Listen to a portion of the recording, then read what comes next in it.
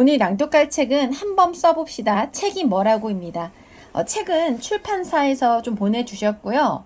소개를 좀 부탁하셨습니다. 지은이는 신선수. 회사 생활의 어려움을 극복하기 위해 독서를 시작했고 10년간 약 1000권의 책을 읽어오며 내 책을 쓰고 싶다는 마음을 키웠다. 이렇게 해서 저자 소개가 들어 있습니다. 그럼 오늘 한번 써봅시다. 책이 뭐라고 이 부분을 좀 낭독을 해보겠습니다. 글쓰기가 좀 많이 힘드신 분, 책을 내고 싶다 하시는 분들 읽어보시면 도움이 되실 것 같고요. 자, 1장은 열심히 살아도 불안한 우리의 삶. 2장은 왜 책을 써야 하는가. 3장, 하루 30분 프레임 책 쓰기. 4장, 퍼스널 브랜딩을 위한 책 쓰기 어떻게 준비할까.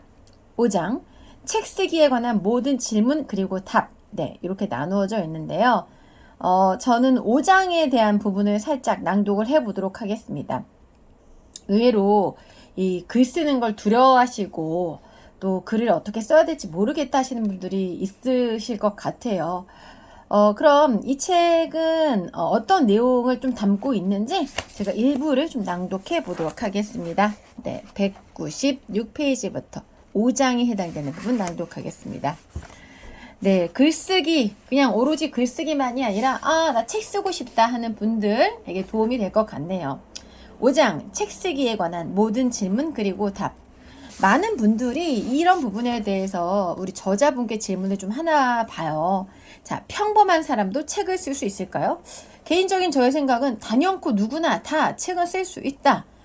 왜냐면 각자의 인생도 다르고 컨텐츠도 다르기 때문이죠. 자, 낭독하겠습니다. 세상에 쉽게 정의 내리기 어려운 직업이 몇 가지 있다. 예를 들면 가수, 화가, 작가 등이다. 변호사, 의사 등은 국가에서 자격증을 준다. 직업으로서 그 일을 해도 된다는 자격을 인정하는 것이다. 그러나 가수, 화가, 작가는 이런 기준이 없다. 그렇다고 아무나 가수, 화가, 작가라고 하지는 않는다. 그림으로 상을 받으면 화가일까? 자기 이름으로 책을 내면 그때부터 작가일까? 예술 분야에서 이를 구분하기란 매우 어렵다. 그림을 그리는 화가는 미술을 전공으로 졸업을 하고 일정 규모 이상의 개인전을 하면 데뷔를 했다고 하고 그때 팔린 그림의 가격이 그 화가의 기준 가격이 된다고 한다. 구분이 없는 것을 일부러 구분하려 했다는 느낌이 들지만 그나마 화가의 기준은 다른 것 같다. 예술 분야에서는 자격을 증명하는 증서가 없다. 내가 작가라고 생각하면 작가인 것이고 화가라고 생각하면 화가인 것이다. 그러나 이렇게 생각하면 누구나 말하는 것만으로 작가나 화가가 되기 때문에 다음과 같이 선언하고 싶다. 매일 글을 쓰면 작가이고 매일 그림을 그리면 화가이다. 요리사는 누가 시키지 않아도 매일 요리를 하고 운전사는 매일 운전을 한다. 이런 논리로 매일 글을 쓰거나 그림을 그리면 나는 작가다 또는 화가다 라고 말할 수 있다고 생각한다. 실력이 출중하냐 아니냐는 그 다음의 문제다. 그러므로 우리는 누구나 작가가 될 수 있지만 모두가 작가는 아닌 것이다. 작가가 되고 싶은가? 그럼 매일 글을 쓰고 지금부터 나는 작가다라고 생각하면 된다. 우리 작가님은 이렇게 생각을 하고 계시는군요. 저의 이야기 해보면 저도 2권의 책을 집필했고 곧 또 한 권의 책이 나올 예정인데요. 자, 사실 저는 어릴 때부터 글쓰기를 굉장히 좋아했어요. 그래서 어릴 때부터 썼던 일기장이 지금도 수백 권이 있고요. 메모하기도 좋아하고 그래서 어느 부분 우리 작가님께서 말씀하신 매일 쓰다 매일 글을 쓰고 지금부터 나는 작가다라고 생각을 하십시오 이 말에 좀 어느 부분 좀 동의를 합니다. 네, 여러분들도 작가가 되고 싶다면 매일 좀 글을 써보세요. 이어서 낭독하겠습니다. 작가의 길에 들어서 출간을 생각하고 있는 사람들은 몇 가지 공통점이 있다. 수십 수백 편의 미완성 원고가 이미 머릿속에 있다는 것이다. 글쓰기를 좋아하고 실제로도 가끔 글을 쓰지만 체계적으로 정리가 되지 않아 출간하지 못하고 있을 가능성이 매우 높다. 글을 쓰는 것과 하나의 일관된 주제로 엮어 책을 내는 것은 또 다른 일이기 때문이다. 그러나 이미 매일 글을 쓰고 있다면 마침내 책을 출간하게 될 가능성이 매우 높다고 봐도 된다. 시중에 나와 있는 글쓰기 책들을 보면 비슷한 부분도 있고 다른 부분도 있다. 작가의 관점에 따라 글쓰기에 관한 생각과 접근 방법이 다르기 때문이다. 그럼에도 공통적으로 말하는 주언이 한 가지 있다. 바로 매일 하루도 빠지지 말고 글을 쓰라는 것이다. 베스트셀러 작가 구본영은 검객이 매일 수련하지 않으면 목숨이 위태롭듯이 작가는 매일 글을 써야 한다고 말했다. 아티스트 웨이의 저자 줄리아 캐머런도 영감을 얻기 위해서는 매일 아침 쓸 말이 없어도 계속 쓰는 것이 중요하다고 강조했다. 왜 매일 쓰는 것이 중요할까? 매일 조금이라도 써야 글쓰기에 대한 리듬을 유지할 수 있기 때문이다. 또 다른 이유는 흐름이 끊기면 일관성 있게 글을 쓰기가 어렵기 때문이다. 책 읽기를 중단했다가 다시 읽으면 앞 내용을 잊어버려 내가 지금 뭘 읽었는지 모르는 경우와 같다. 글은 늘 매일매일 조금이라도 쓰는 것이 중요하다. 유명한 사람만이 글을 쓰는 것은 아니고 글을 잘 쓰는 사람만 글을 쓰는 것도 아니다. 매일 꾸준히 글을 쓴다면 언젠가는 책으로 낼 수 있을 것이고 그러는 과정에서 글을 잘 쓰게 될 것이며 결과적으로 유명한 작가가 될 수가 있다. 미리 예측할 필요는 없다. 지금 우리가 해야 할 일은 매일 글을 쓰는 것이다. 맞습니다. 매일 꾸준히. 근데 이것은 글뿐만 아니라 모든 게 다 똑같은 것 같아요. 꾸준함입니다. 꾸준함. 책을 쓰기 위해서는 독서를 얼마나 해야 하나요? 이런 질문에 대한 답을 해주셨네요. 저의 개인적인 생각을 얘기하자면은 독서를 딱 얼만큼 하세요는 중요한 것 같지가 않아요. 그냥 책에 대한 관심? 이렇게 생각을 해보는데 근데 사실 그 관심이 있다 보면 많이 읽을 수밖에 없거든요. 자, 우리 작가님의 글을 이어가겠습니다. 어떻게 하면 글을 잘 쓸 수 있을까? 글쓰기 초보인 내가 할 말은 아닌 것 같지만 적어도 내가 터득한 방법만은 공유하고 싶다. 첫째, 많이 읽어야 잘 쓸 수 있다. 그렇죠. 관심이죠, 관심. 책을 많이 읽었어도 글을 잘 쓰지 못할 수는 있지만 책을 많이 읽지 않고 글을 잘 쓰는 것은 불가능하다. 둘째, 많이 써볼수록 더 잘 쓰게 된다. 근육이 있어야 축구나 수영 같은 운동을 잘할 수 있듯 글쓰기 근육이 있어야 글도 잘 쓴다. 글쓰기 근육을 만드는 유일한 방법은 계속 쓰는 것이다. 여기에 예외는 없다. 세상의 모든 배움의 이치는 크게 다르지 않은 것 같다. 그림을 처음 배울 때 가장 많이 하는 것이 바로 습작이다. 우리가 아는 모든 위대한 화가도 처음에는 습작으로 시작했다.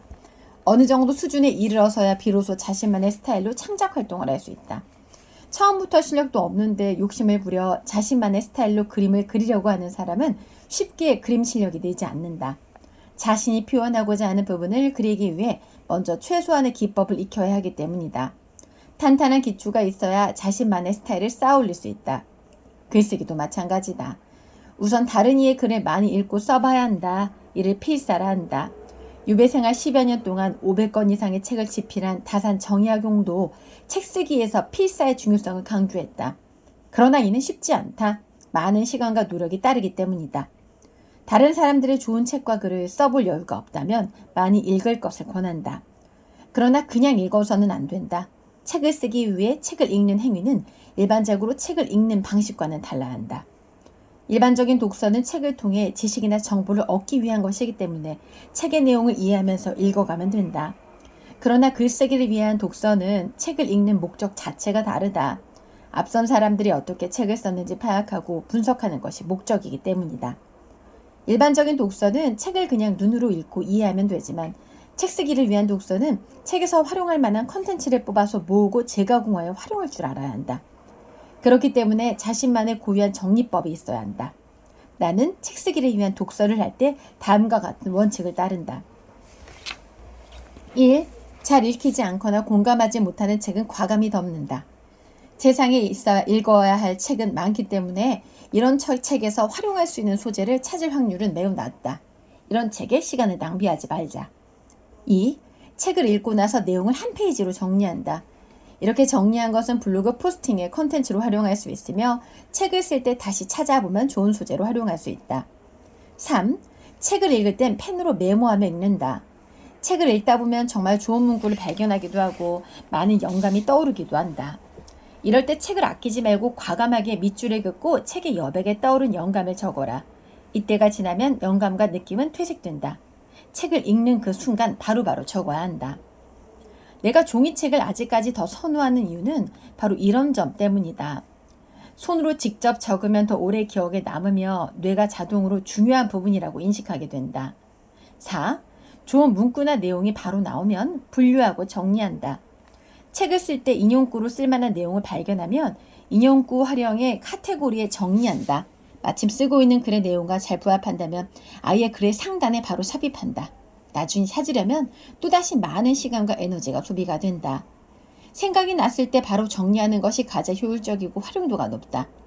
나는 책을 읽다가 마음에 드는 페이지가 나오면 사진을 찍어 에버노트에 분류한 카테고리에 해당 내용을 저장하고 글을 쓸 때 찾아 참고한다. 이렇게 하면 자료를 빨리 찾을 수 있어 시간이 많이 절약된다. 5. 다양한 분야의 글을 읽는다. 책쓰기를 주제로 글을 쓴다고 하여 책쓰기에 관한 책만 읽는다면 내가 쓴 책의 내용이 단조로울 가능성이 매우 높고 다른 책들과 차별화를 하기 어렵다. 때로는 다른 분야에서 더 좋은 지혜를 깨우치거나 발견할 수 있다. 또 서로 다른 지식이 융합되면 더 좋은 지식으로 발전하기도 한다.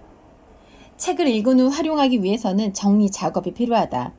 읽은 책을 정리하는 최고의 방법은 박상배 작가의 본계적 독서법이라고 생각한다.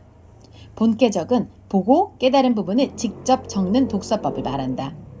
책을 읽은 후 일정 양식에 따라 보고 깨닫고 느낀 점을 적는 방식이다. 단점으로는 너무 많은 에너지와 시간이 소요된다. 나도 처음에는 따라해봤지만 효율이 크지 않았다. 지금은 책을 읽을 때 앞서 소개한 방식대로 중요한 부분에 밑줄을 긋고 여백에 느낀 점 등을 적는다. 그리고 책 한 권을 다 읽으면 블로그나 에버노트에 정리한다. 어디까지나 우리의 독서 목적은 활용하기 위함이라는 점을 잊어서는 안 된다. 저는요, 1번, 3번, 4번, 5번을 하고 있네요. 저는. 네. 잘 읽히지 않거나 공감하지 못하는 책은 덮어버리는 경우도 있고요. 책을 읽을 때는 늘 펜으로 메모하면서 한 권을 읽을 때 한 5번 이상은 읽어요. 저는 보통. 처음엔 눈으로 읽고 그 다음에는 조금 더 깊이 있게 한 번 더 읽고 세 번째부터는 메모하고 밑줄 적고 4번 좋은 문구나 내용이 바로 나오면 분류 정리? 네, 당연히 저도 하는 작업이고 5. 다양한 분야의 글을 읽는다. 저는 세상에서 제일 재밌고 즐거운 게 말하기와 글쓰기예요. 그래서 저는 우리 작가님의 책을 끝까지 읽어보니까 정말 저와 좀 같은 생각을 많이 갖고 계시고 많은 사람들이 본인의 책 한 권을 쓸 수 있도록 도움을 주시는 분이다. 이런 생각이 들었습니다. 지은이는 신선수 한번 써봅시다. 책이 뭐라고 낭독을 해봤습니다. 청림 출판에서 책을 보내주셨습니다.